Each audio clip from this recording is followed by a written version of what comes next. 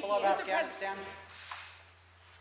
Mr. President, thank you very much. Your own intelligence community has assessed that the Afghan government will likely collapse. That is not true. Can you please clarify what they have told you about whether that will happen or not? That is not true. They did not reach that conclusion. So what is the level of confidence that they have that it will not collapse? The Afghan government and leadership has to come together. They clearly have the capacity to sustain the government in place. The question is, will they generate the kind of cohesion to do it? It's not a question of whether they have the capacity. They have the capacity. They have the forces.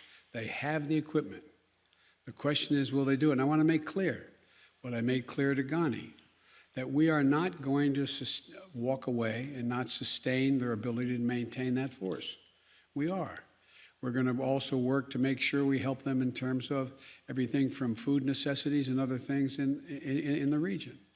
But there is not a conclusion that, in fact, they cannot defeat the Taliban.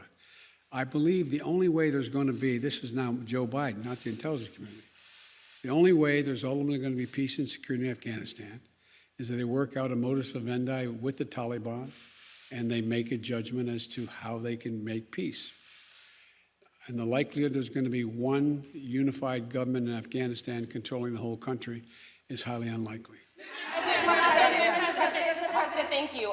But we have talked to your own top general in Afghanistan, General Scott Miller. He told ABC News the conditions are so concerning at this point that it could result in a civil war. So if Kabul falls to the Taliban, what will the United States do about it? Look,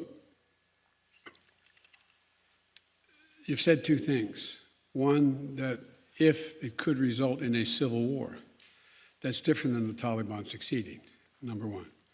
Number two, the question of what will be done is going to implicate the entire region as well.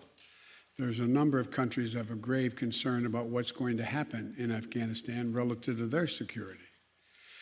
The question is, how much of a threat to the United States of America and to our allies is whatever results in terms of a government or an agreement?